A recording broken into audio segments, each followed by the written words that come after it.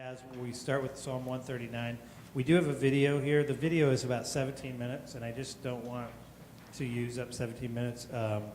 And you'll have a chance to watch this before, but it's the Skit Guys, if you guys know the Skit Guys. Here's my encouragement to you about that video.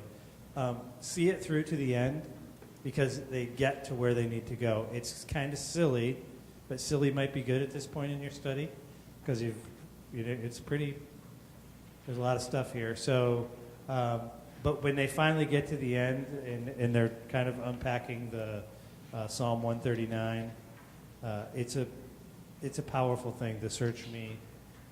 It's worth watching the whole thing to decide if you want to show it. Remember, the videos are totally up to you. So I would recommend maybe showing it.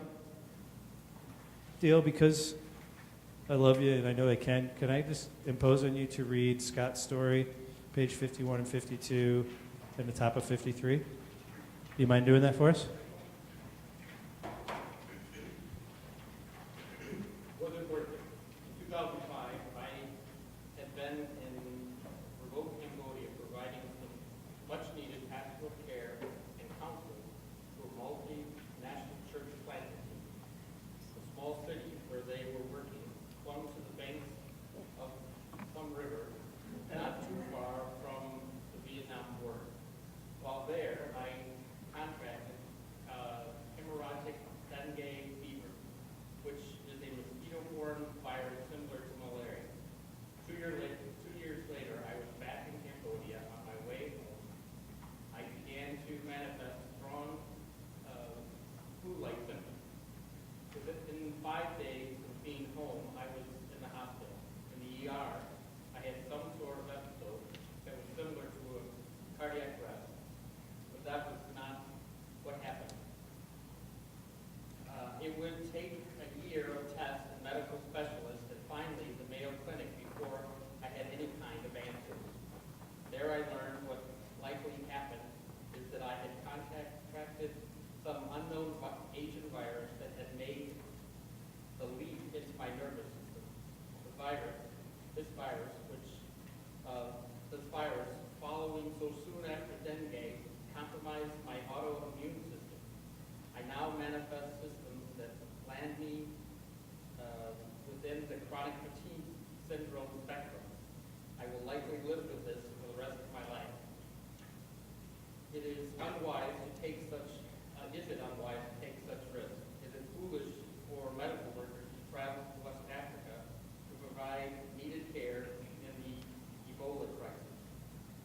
Is it too risky to go against the U.S. State Department's warning and locate oneself along the Turkey-Syria-Iraq border to care for the flood of traumatized refugees while ISIS is bearing down?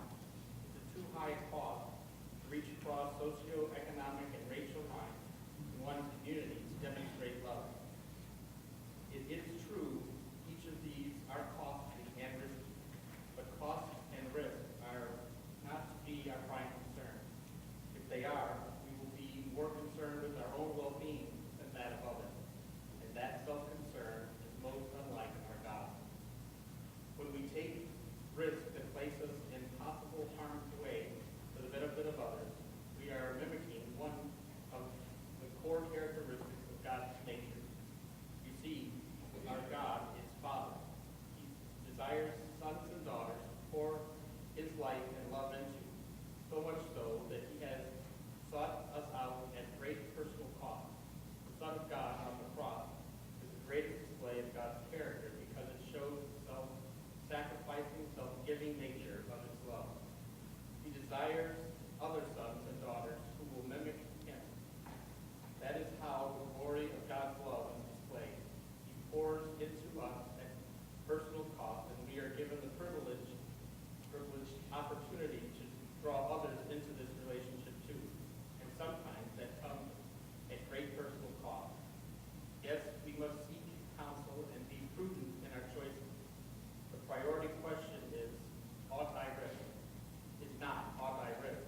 But what opportunities has God placed before me to carry his love to those who need it the greatest? To live in a self-giving, self-sacrificing manner for others' benefit is to be most like our Father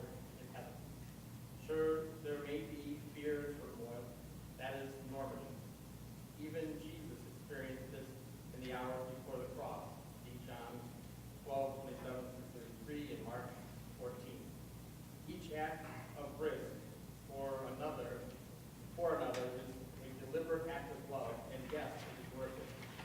In the end, it is never about us, but about the God we reflect. I am concerned this story might convey some sort of superior spirituality in me. I had no premeditated concept of exemplifying Trinitarian love when I went back to Cambodia that third or fourth time. I was, naively maybe, simply following God. I had no clue what eternal truths and gifts he was guiding me into. What stands out to you as you hear Scott's story?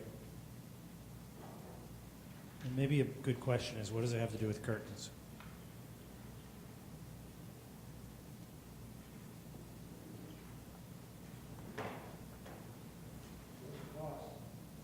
There's a cost. But the risk is worth it. Why is the risk worth it? If you're lifting the curtain to get closer to God in some way, it's going to be worth it.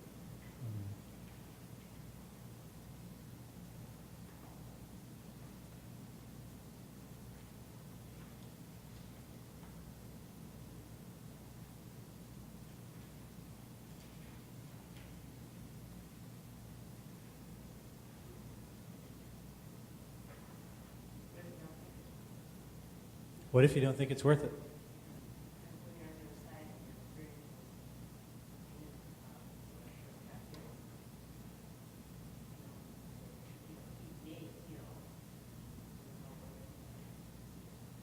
I think it's safe to say.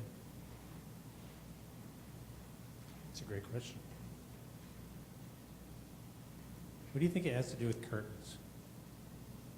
So this, I think the previous chapters talked about more of an emotional curtain. This one seems to be more physical manifestation. Could be. Yep. So that was the shift there. And then the reward for that, as he points out, is the spiritual gifts on the other side of that physical realm. Uh-huh. Maybe not necessarily a question. Sure. I don't know how you put it. That eternal truths and gifts that he's adding into those eternal truths, I think.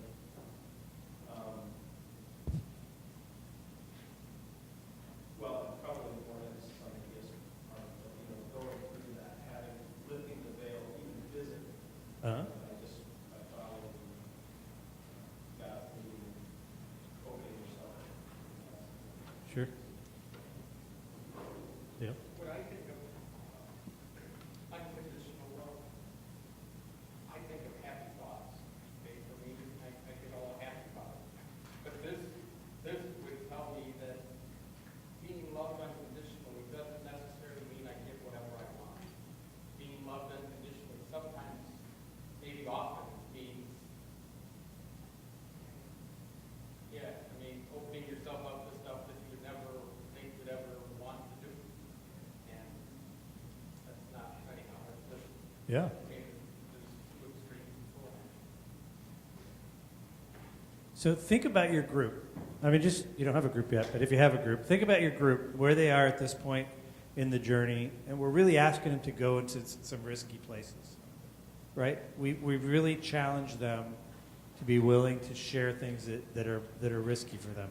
Part of the value of the story is that there's something to be found in taking the risk, that we don't get to say, that's too risky for me, that's too hard for me. Well, we get to say that, but when we do, we're hiding. And so the hope was this story sort of draws out, it's a pretty dramatic example, but if we can use it in your group setting to talk about, where do you need to take some risks, even taking some risks emotionally? Where is it that this can challenge you to say, look, if somebody's willing to continue to go back to Cambodia, knowing that if he contracts dengue fever, he dies, and that's his story, yet he still goes back to places that have dengue fever, what is that?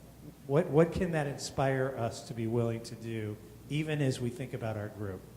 So there's a good place for you to come back to and say, what can we take from this? Like we're afraid to talk about our loneliness, right? So is there a way to use this to inspire us to be willing to take more risks? Yes? Yeah, that's what I was gonna say, like, to some people, I know this is so foreign to them, this whole story, like, that is not anything that they'll ever encounter in their lives, but to use it to talk about even maybe joining a small group is opening up a huge curtain for them, you know, so that kind of, Sure. yeah. Or talking to a neighbor about God, or, you know, whatever, like, Yep. Anything else? Part of what I think makes this difficult to sit here is that you're getting snapshots. So remember, people will have sat with Psalm 139. They'll be thinking about this. So there's a connection as it flows from what they're talking about into the story. And you're not getting all that because this is 8 weeks and we have 2 hours. I'm just trying to get you a feel for how the study is written and what's in there. So we're at week 5.